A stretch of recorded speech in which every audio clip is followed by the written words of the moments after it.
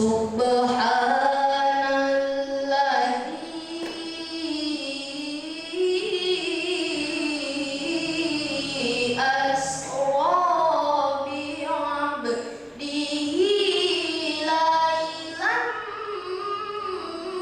minal masjidil haram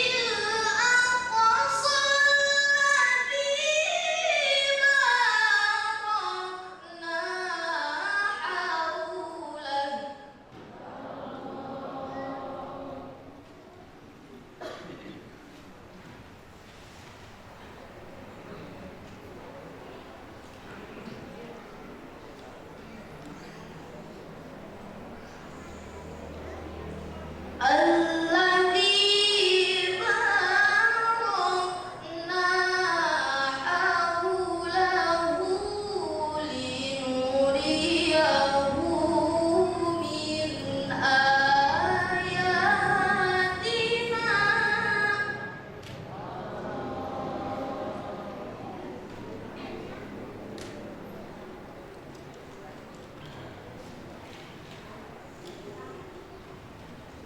Innahu huwas sami'ul basir.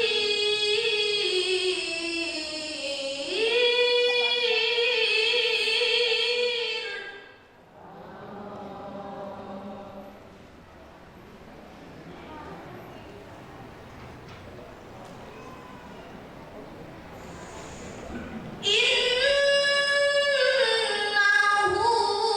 huwas sami'ul basir.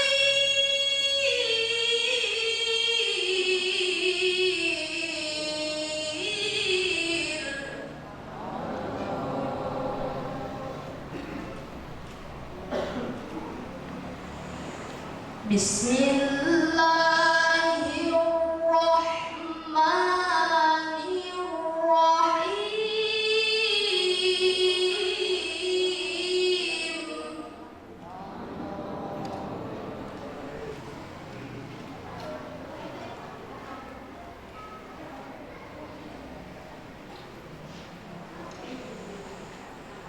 وَالنَّجْمِ إِذَا هَوَى مَا ضَلَّ صَاحِبُكُمْ وَمَا غَوَى.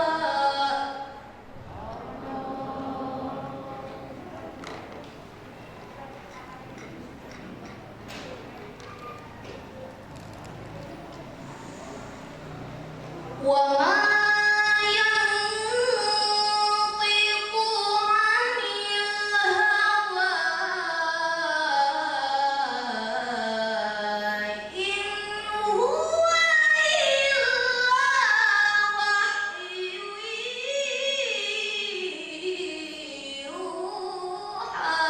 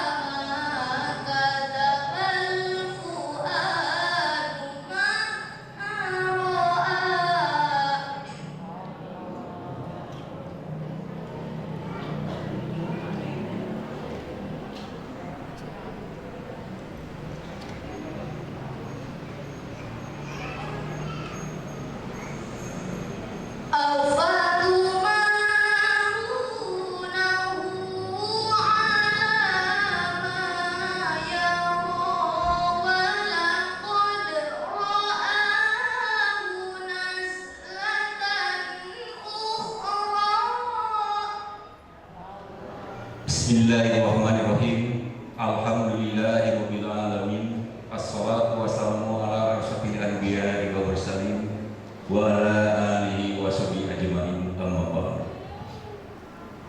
Bapak Syekh Ahmad Al-Misri yang saya hormati, Bapak Ketua BPD beserta anggota yang saya hormati, Bapak Ketua MUI Desa Kawali yang saya hormati, Bapak-bapak, para tokoh ulama, tokoh masyarakat yang saya hormati, begitu juga perangkat desa yang saya hormati, ibu-ibu hadirin yang saya banggakan.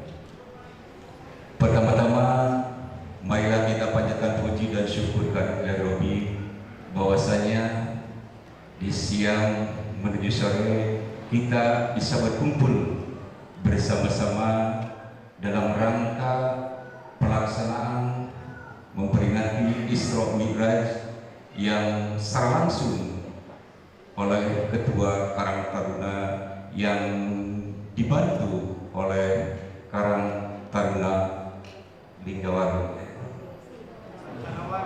Kencana Waru. Saya mengucapkan terima kasih kepada Karang Taruna Linggawastu yang dibantu oleh Dusun Banjarwaru. Assalamualaikum warahmatullahi wabarakatuh.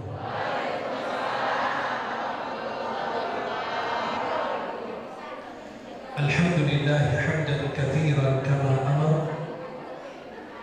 Wassalatu wassalamu ala sayyidil bashar asy-syafi'il musyaffa'i fi ardil mahsyar. Ma ittasalat 'ainun bi nadar wa ma sami'at udhunun bi khabar. فصلاة وسلام عليك يا سيد الخلائق والبشر. أشهد أن لا إله إلا الله وحده لا شريك له، له الملك وله الحمد، يحيي ويميت وهو على كل شيء قدير. أشهد أن سيدنا محمدا عبده ورسوله.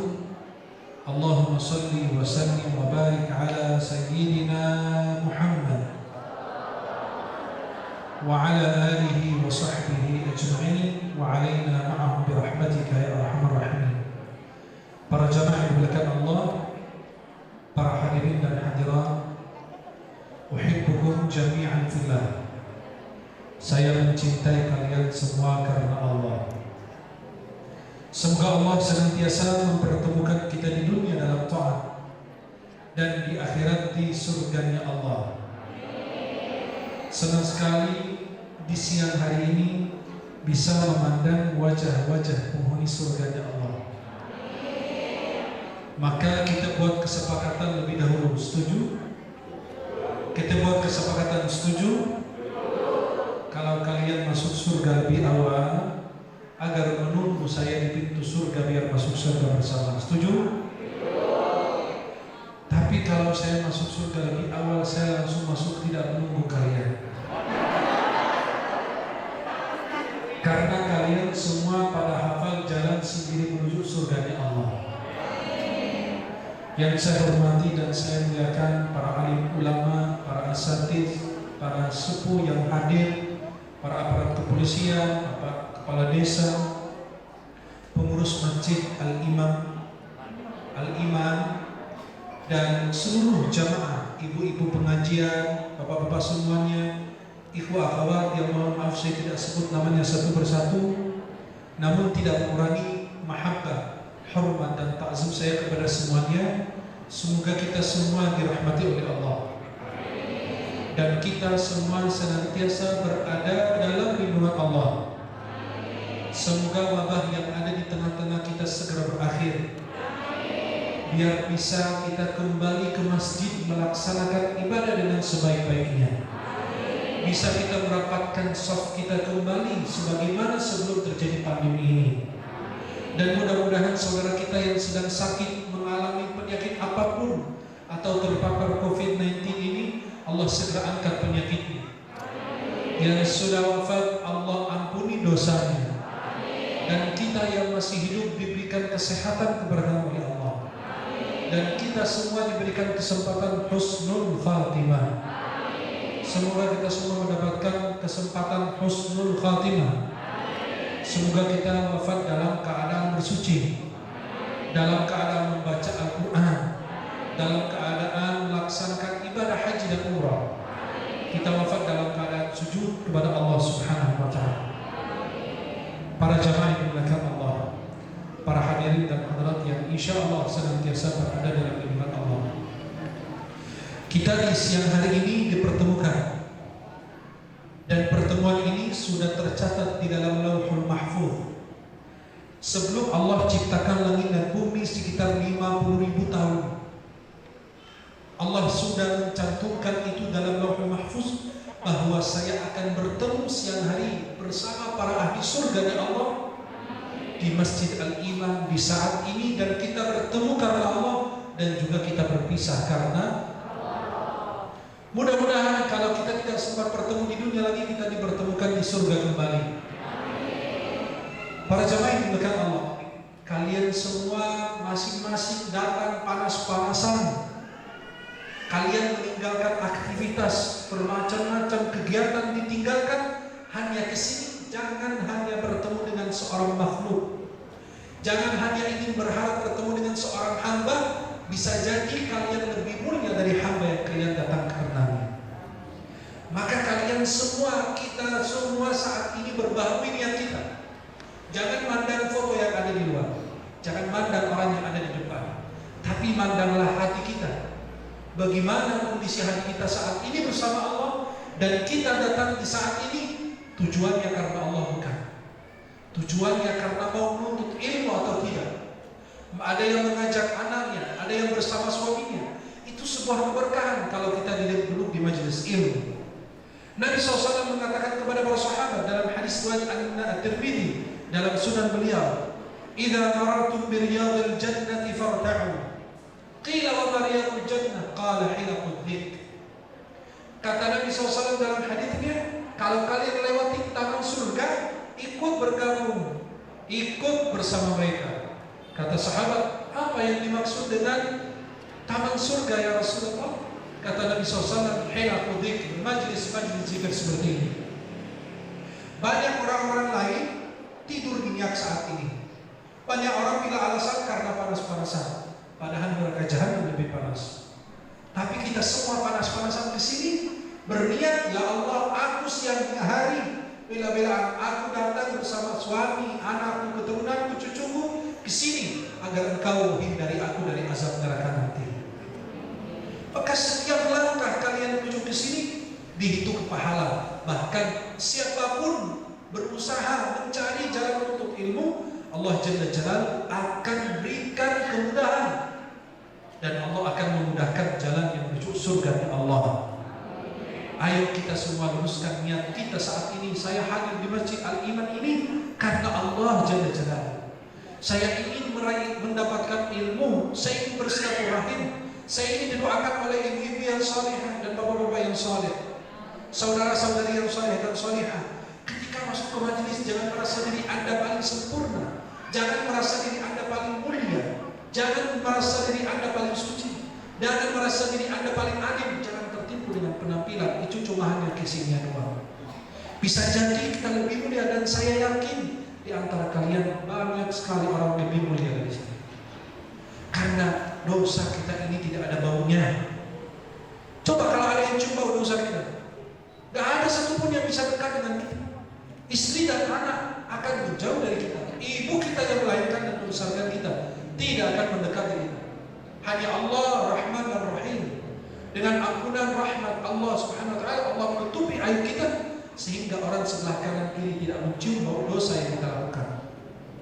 Jangan gampang menuduh orang, bersihkan hati kita. Kita sekarang berada di bulan Rajab, artinya ini bulan haram, artinya sebentar lagi menyambut bulan Ramadan, artinya sebentar lagi memasuki bulan Sya'ban, di bulan Sya'ban ada satu malam Allah Jalla Jalla memandang seluruh makhluknya. Di malam nisfu Sya'ban semua diampuni dosanya kecuali 2 orang. Mudah-mudahan kita tidak termasuk mereka. 2 orang ini yang tidak akan diampuni. Semua dipandang oleh Allah. Siapapun yang akan dipandang oleh Allah di malam nisfu Sya'ban akan diampuni dosanya oleh Allah. Hanya 2 orang saja yang tidak mendapatkan pandangan itu. Hanya 2 orang yang tidak mendapatkan ampunan di malam tersebut. Siapakah mereka? Yang pertama musyrik, orang yang berbuat syirik kepada Allah, yang bersekutukan Allah dengan makhluk yang lain atau sesembahan yang lain. Yang kedua adalah musyahid. Musyahid itu adalah orang yang ada permusuhan dengan saudaranya, sama tetangganya, sama sahabatnya, sama kerabatnya.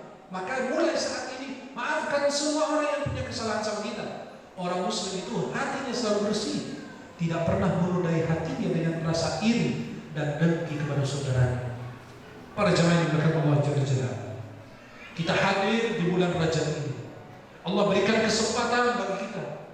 Ada sebagian hamba tidak dikasih kesempatan oleh Allah.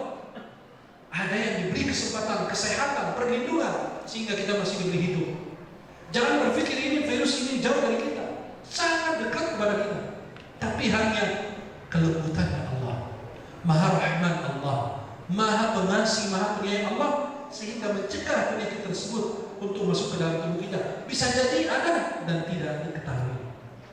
Tapi karena Allah Maha Rahman, Allah masih memberikan kesempatan. Ayo kita manfaatkan kesempatan tersebut dengan sebaik-baiknya. Kita introspeksi diri.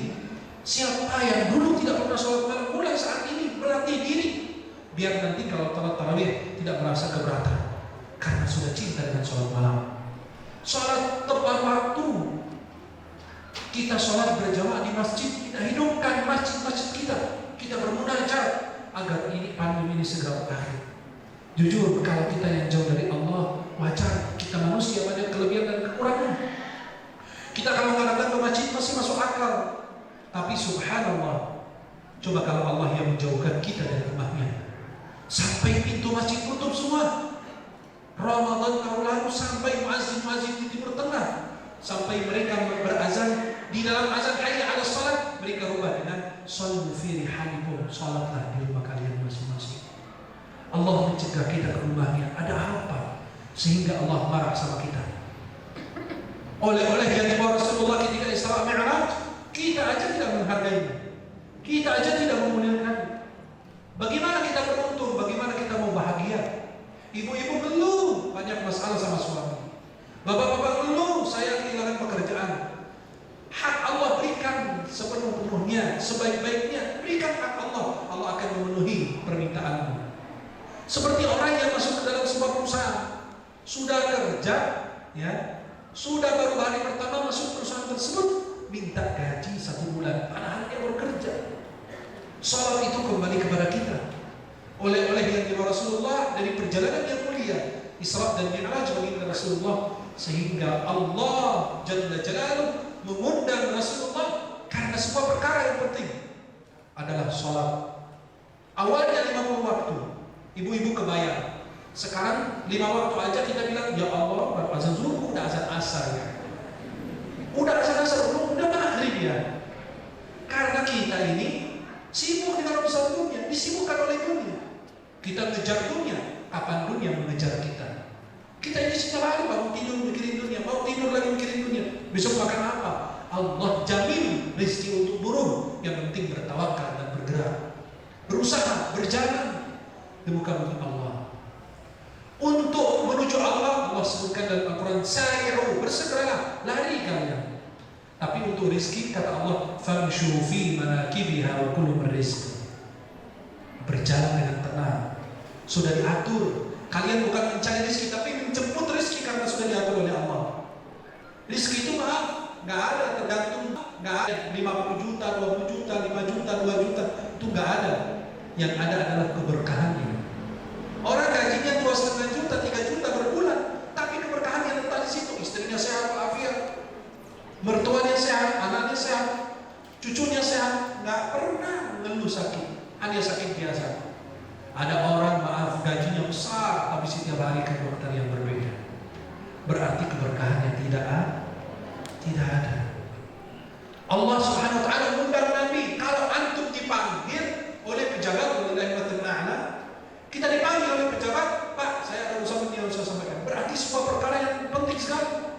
Kalau dia pakai Pak RT aja kebingung gitu, mau apa ya Pak RT kok manggil? Pak Kepala Desa manggil buat apa?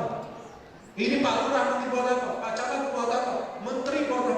Berarti ada sebuah perkara yang penting yang mau disampaikan. Allah sampaikan undang Nabi.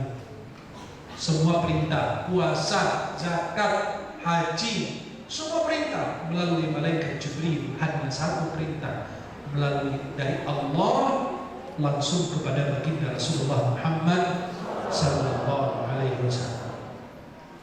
Ibu-ibu yang sedang mengeluh di tengah pandemi ini, suami saya kehilangan pekerjaan, hak Allah sudah dibayar belum? Gambaran sholat ini untuk kita, bukan untuk Allah. Ibu-ibu yang sholat, ibu-ibu sholat, selepas sholat zikir yang pertama dibaca apa selepas salam? Kenapa nggak baca alhamdulillah? Kan baru selesai sholat, kan harus memuji Allah, ya Allah bersyukur udah selesai sholat gitu. Kenapa istighfar? Karena memohon ampun ya Rabb, tadi dalam sholat banyak kelupa, banyak kekurangan, banyak tidak khusyuk. Ya Allah, ampunilah dosa hamba. Ibu-ibu maaf, baru takbiratul ihram aja lupa rakaat keberapa? Kelima, ketujuh. Tapi kira hitung uang nggak pernah lupa, nggak pernah salah. Benar nggak? Wih, pengalaman juga ternyata. Itulah kalau kita masuk sholat kita lupa rakaat. Tapi kalau kita lagi hitung uang nggak ada yang lupa. Kenapa? Karena kita ini selalu, otak kita ini selalu memikirkan dunia, selalu mengejar dunia.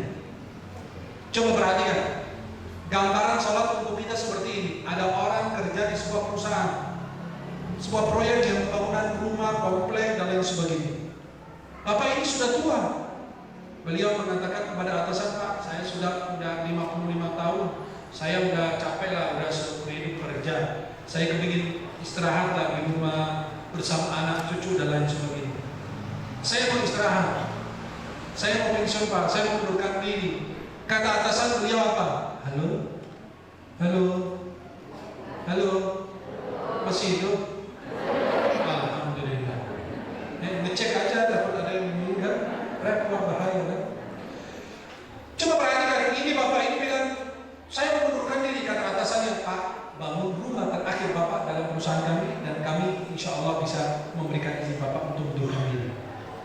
Dibangun rumah. Kata beliau apa atasannya, saya cuma terima kuncinya doang, langsung jadi Pak. Siap, langsung cepat dibangun. Beberapa bulan jadi itu rumah. Dia datang serahkan kunci kepada atasannya, Pak, ini kuncinya. Sudah selesai pembangunan, tugas. Apa kata atasan? Bapak ini sangat berjasa untuk perusahaan kami, untuk proyek kami. Nih, kami serahkan kunci rumah tersebut. Ini kembali bawa bapak lagi. Menyesal tidak beliau? Menyesal, kenapa? Karena terburu-buru membangun rumah tersebut. Ternyata kalau dia dari awal tahu rumah ini milik dia, punya dia akan memperindah bangunannya, tidak akan terburu-buru.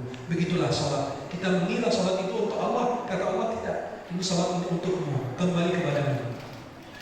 Maka kita bersyukur kepada Allah bahwa sholat yang tidak khusyuk itu tidak perlu diulang. Halo?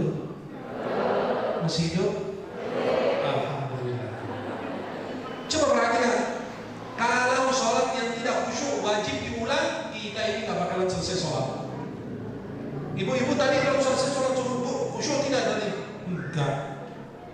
Ulang lagi, khusyuk? Enggak. Diulang lagi, berarti gak ada habis-habis. Maka ulama mengatakan sholat yang tidak khusyuk itu tidak wajib diulang, tapi pahalanya berkurang. Sebelah-sebelahan dalam satu saf yang sama, menghadap kiblat yang sama, di belakang imam yang sama, mereka berdua beda jauh nilai pahalanya. Ada yang pahalanya full, ada yang setengah, ada yang sepertiga, ada yang keluar dari sholat Masya Allah, nol pahalanya. Gak ada apa-apa. Kenapa? Biasanya iblis dan syaitan itu datang ketika kita mau sholat. Sesuatu yang hilang sudah berbulan-bulan, berhari-hari, yang kita lagi sibuk memikirkannya, pas lagi takbiratul ihram dapat itu. Ingat, astagfirullah, iya tapi itu ada. Dipikirin terus. Artinya apa? Kayak benar. Ini anggaplah ini benar nih. Ujung yang dikasih sama iblis kepada kita. Kita tadi benar terus, kita terus lanjut ceritanya sampai kita selesai sholat, baru ceritanya habis. zaman Imam Abu Hanifah ada seseorang yang datang, wahai Imam, aku ini simpan uang di rumah tapi lupa tempatnya di mana. Ada amalan nggak buat kalau uang saya di rumah saya simpan terus saya lupa di mana saya taruh? Kata Imam Abu Hanifah, gampang sekali. Nanti malam sebelum tidur ambil wudu, sholat 2 rakaat, ambil wudu dan sholat berapa rakaat? 2 rakaat. Langsung beliau malam mengamalkan. Dan kata Imam Abu Hanifah, selesai sholat 2 rakaat, berdoa agar Allah mengingatkanmu di mana kau simpan uang tersebut. Insya Allah ingat, kata beliau. Benar. Malam hari beliau ngambil wudu, sholat 2 rakaat. Tapi sayang sekali, baru takbiratul ihram sudah ingat uangnya ada di mana. Sholatnya ditinggal. Langsung itu. Kan kayak kita ini, kalau ada perlu sama Allah, rajin sholat. Betul nggak? Astagfirullah. Itu nggak betul lah, nggak boleh begitu. Nah, kita kalau ada perlu sama Allah, ya masih jomblo, sholatnya rajin 5 waktu. Udah hilang jomblonya, udah hilang, udah nikah, habis itu nggak datang ke masjid. Kenapa kamu nggak datang ke masjid? Biasa Pak, namanya sudah punya istri, udah ada beban keluarga Pak, harus banyak alasan memang manusia itu. Kalau dia sudah nikah, terus hilang, kan udah dapat jodoh, hilang dari masjid. Ketika belum punya keturunan, datang lagi ke masjid. Loh, tumben rajin. Ya Pak, kan harus kita dekat dengan Allah, apalagi belum dikasih keturunan. Udah dikasih keturunan berapa ekor? 1, 2 anak, 10 anak, Masya Allah ya. 3, 5, 10, apa 12 kayak orang tua dulu. Orang tua dulu hebat-hebat, saya bingung gitu ya. Kenapa orang tua dulu anaknya sampai 12, 15? Kakek saya di Mesir anaknya 12. Saya tanya sama beliau, kok bisa punya anak 12? Zaman sekarang 2 aja udah pusing. Ya, sampai perempuan sekarang kalau perlu nggak usah lahiran karena sekarang di sesarnya. Bahkan dulu normal kan, sambil jalan aja, udah mau lahiran di pinggir jalan di rumah orang di lahiran. Sekarang perlu kayak kantong dari tuh perempuan. Akhirnya kata kakek saya apa? Dulu beda dengan sekarang. Sekarang TV menyibukkan kalian dan handphone. Dulu kita nggak ada TV, maka nongkrong di kamar bikin anak terus. Masya Allah. Ternyata benar juga masuk akal. Oh, sekarang anaknya berkurang, kenapa? Banyak nonton TV, banyak nonton sinetron, istrinya tidur duluan, nggak ketemu suaminya, suami nggak ketemu. Itulah semangat. Maka para jemaah yang dimuliakan Allah Subhanahu wa Ta'ala, Imam Abu Hanifah sudah mengingatkan orang tersebut, maka orang itu ingat ketika mulai sholat, akhirnya dia lepas. Maka orang yang belum punya ketua, udah belum punya istri, sholat nanti dapat istri, udah dapat istri, hilang dari masjid, belum ada keturunan, balik lagi ke masjid. Habis itu belum dapat pekerjaan, hilang pekerjaan, balik lagi ke masjid. Berarti dia apa? Jika dia perlu sama Allah, coba kalau Allah memperlakukan kita sama. Seperti orang yang bilang, hei Pak, kamu ini kalau ada perlunya baru datang ke rumah. Jika tidak ada perlunya, kamu nggak berani ke rumah saya. Mana kita begituin? Tapi Allah masih Rahman. Allah itu Maha Pengasih, Maha Penyayang kepada kita. Sampai ada orang hamba datang malam, setiap malam bangun, ya Rabb, aku jomblo fisabilillah. Kapan aku berakhir ya Allah? Ya, sampai teman dengerin di sebelahnya, orang jomblo itu berakhir dalam gua, di pelaminan, kalau nggak di kuburan. Dia jomblo, ya Allah, yang lain udah punya istri, punya anak, masa ya Allah aku sendirian gitu. Akhirnya apa? Setiap malam berdoa dan tidak dikabulkan doanya. Ternyata Jibril mendengar. Ya Rabb, Jibril bilang sama Allah, ya Allah, hamba ini setiap malam bangun berdoa. Kenapa engkau tidak terima doanya? Apa kata Allah? Coba perhatikan. Bisa jadi itu orang itu kita. Apa kata Allah? Ya Jibril, utrukhu fa inni uhibbu an asma' sautan. Wahai Jibril, biarkan dia minta karena aku rindu mendengarkan suaranya. Karena kalau aku kasih dia pergi, hilang. Maka ada orang pantas dia dikasih susah sama Allah, karena kalau dia dikasih uang sama Allah, bablas rusak agamanya. Dan ada orang memang pantas dikasih uang biar menjadi orang soleh dan banyak infak dan sedekah. Dan ada orang kadang-kadang diuji oleh Allah, lancar rezekinya, nggak pernah sholat, nggak pernah puasa, nggak pernah umrah, nggak pernah haji. Kata tetangga, ya salam, aku rajin sholat dapat susah. Dia nggak pernah sholat tapi malah lancar mulus semua urusan. hati-hati itu istidraj. Istidraj itu apa? Hamba itu dalam maksiat dan dibiarkan oleh Allah. Bukan karena Allah sayang, nanti ada satu saatnya dicabut oleh Allah semua itu. Ini orang kembali kepada Imam Hanifah pagi hari, wahai Imam, alhamdulillah amalanmu luar biasa. Kata imamnya, gimana? Udah ketemu uang? Udah. Terus habis sholat berapa rakaat? Kata beliau, aku nggak sholat, aku baru takbiratul ihram aja sudah ingat uangnya. Apa kata Imam Hanifah? Saya tahu itu syaitan yang datang kepadamu dan memberitahukanmu.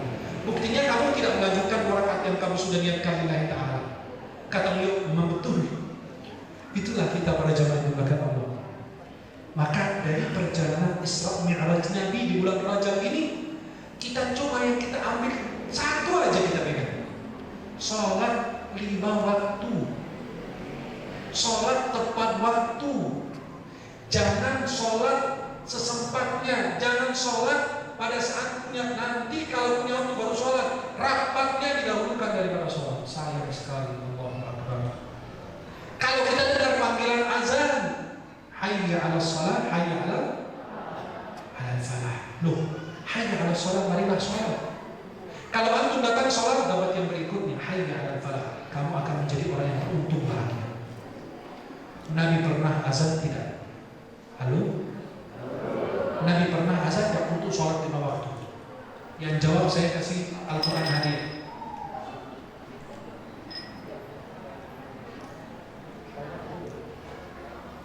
Saya kasih hadiah Al-Quran atau buku saya. Nanti ambil dua-duanya Ustaz. Nabi pernah nggak? Biar kalian tahu nih, kita ngaji apa enggak? Baca kitab apa enggak?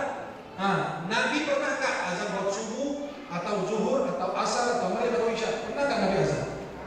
Jangan. Tidak. Kenapa tidak? Tapi Nabi bisa azan. Kan Sayyidina Rasulullah ada, nggak pernah ada yang imam kecuali Rasulullah maju jadi imam.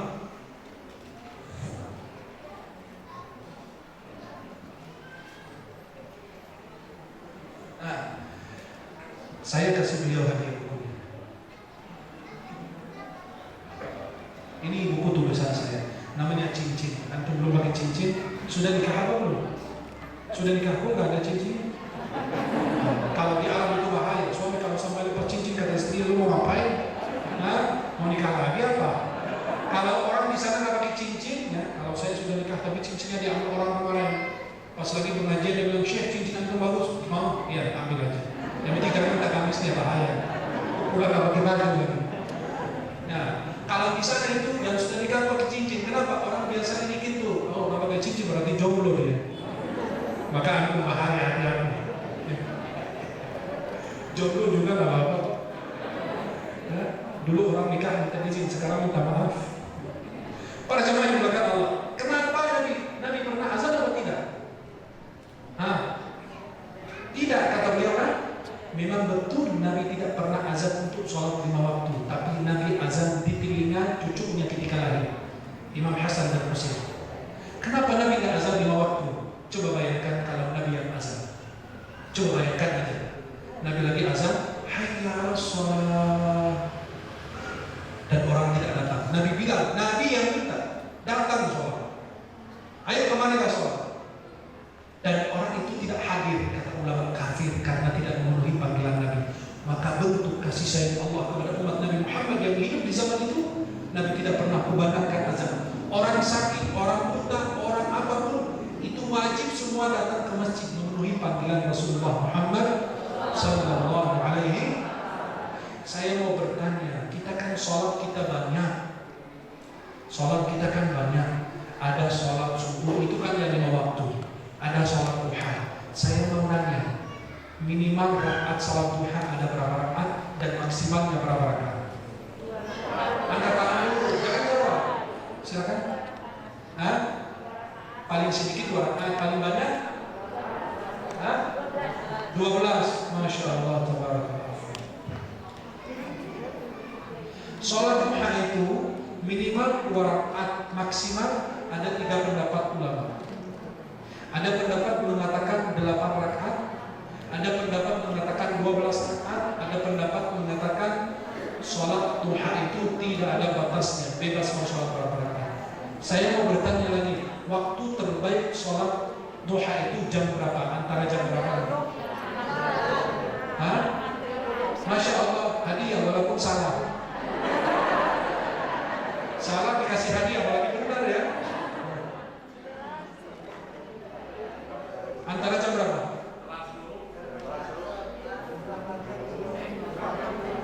Hah? Sebelum Masya Allah dapat hadiah, salah juga dapat hadiah. Nah, salah dapat hadiah juga. Ada lagi yang bisa menjawab? Tapi jangan semua salah. Nah, ayo. Hah? Salah lagi, Masya Allah. Silakan. Hah? Masya Allah, lumayan mendekat kebenaran. Sudah, nanti pada salah semua pada habis. Waktu terbaik sholat duha, saya bilang waktu terbaik, bukan kapan mulai, kapan berakhir. Waktu terbaik sholat duha antara jam 9 dan jam 11. Pada saat manusia sangat sibuk memikirkan dunia dan bekerja. Waktu sholat duha mulai dari sesudah terbit matahari sekitar 15 menit kemudian boleh sholat duha sampai 15 menit sebelum zuhur. Saya mau bertanya lagi. Saya mau bertanya, ibu-ibu yang rajin sholat duha, angkat tangan, saya pilih satu kasih hadiah. Ibu, maju ke depan boleh? Ibu yang pakai jilbab hitam, yang manis, maju.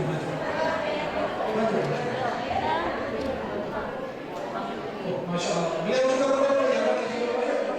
Anak bilang jilbab hitam dan jilbab hijau juga, Masya Allah. Duduk di situ.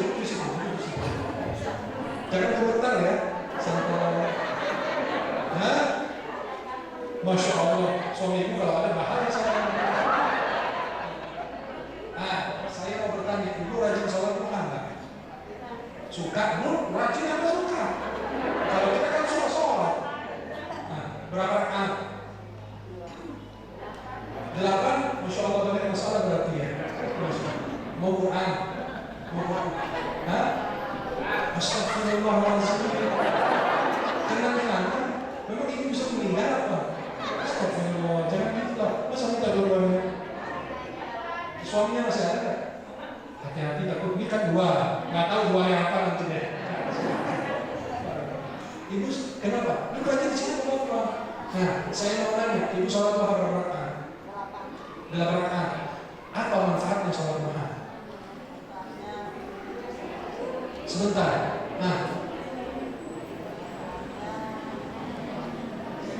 Kenapa? Bukan masalahnya. Gimana? Untuk kesehatan. Masya Allah. Saya kasih hadiah.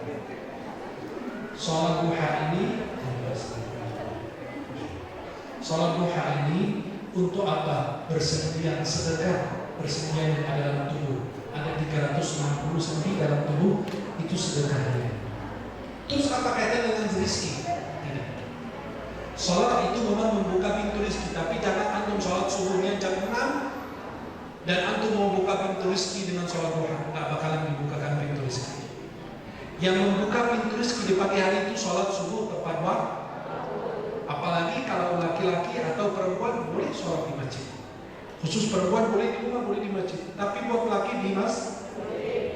Maka yang membuka pintu keberkahan rezeki di pagi hari adalah sholat subuh berjamaah.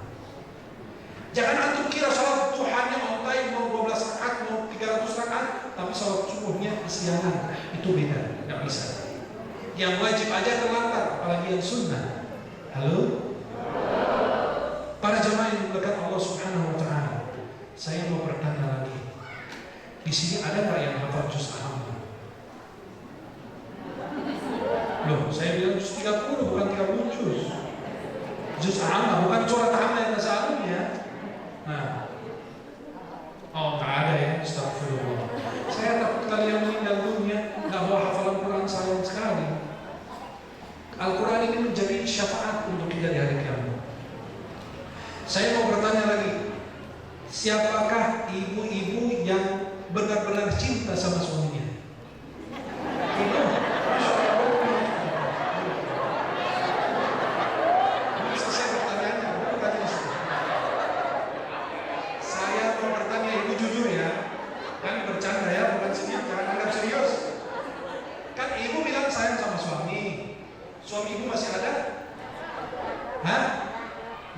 saja. Nah, ibu sayang sama suami kan? Senang dengan suami tidak? Kalau suaminya mau nikah lagi mau nggak? Katanya sayang sama suami. Saya kasih hadiah. Jawaban yang jujur. Mau nggak kalau dia nikah lagi? Biaran itu dia. Berarti nggak sayang sama suaminya. Silakan. Semoga sehat. Itu ibu begitu. Yang lain halal kecuali yang itu haram. Para jamaah yang dimuliakan Allah Subhanahu Wa Taala. Siapakah jamaah yang setiap hari menjaga sholat, berusaha semaksimal mungkin? Saya cuma satu waktu dalam sholat subuh di masjid, nggak ketinggalan kecuali dalam keadaan sangat jarang sekali. Siapakah orangnya? Bukan riya, tapi menjadi motivasi buat banyak orang. Kita nanti kita kasih hadiah. Saya kasih 2 hadiah. Bapak-bapak atau ibu-ibu yang sholat subuhnya tepat waktu, azan subuh langsung sholat. Jangan-jangan beliau imam masjid ya. Siapa lagi? Ini Masya Allah. 2 berarti ya. Masih 2. Buat ibu-ibu berdua ya. Ini juga. Ya udah, milih. Sudah cukup ya, 3 aja ya. 3. Sudah cukup. Ya, saya tahulah kalian Islam masa nggak sholat. Mudah-mudahan ini menjadi motivasi biar kalian setiap hari jaga sholat 5 waktu. Saya mau tanya ibu-ibu, ya, saya pilih 1 aja. Ibu-ibu kalau suaminya nggak sholat diapain? Tapi benar-benar suaminya berburu nggak sholat, tapi ibu marah atau melakukan tindakan. Saya mau tahu tindakannya apa ke ibu kepada suaminya ketika dia nggak sholat. Nah, ibu, silakan maju ke depan. Masa suami dimarahin?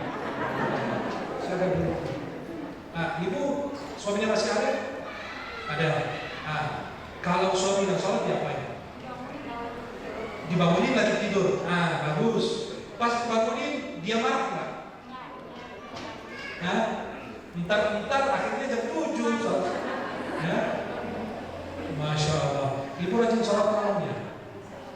Masya Allah. Nih saya kasih ini Al-Quran ini semoga menjadi syafaat di hari kiamat. Dan kalau masuk surga jangan lupa sama saya ya. Kalau saya masuk surga saya lupa sama ibu pasti. Karena kan ada suaminya.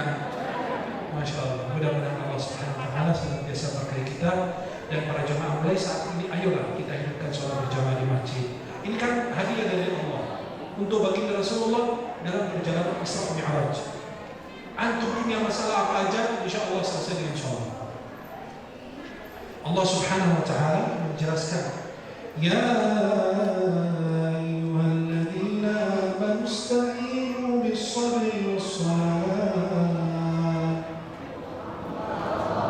Hai orang yang beriman, mintalah pertolongan Allah melalui sholat dan sabar.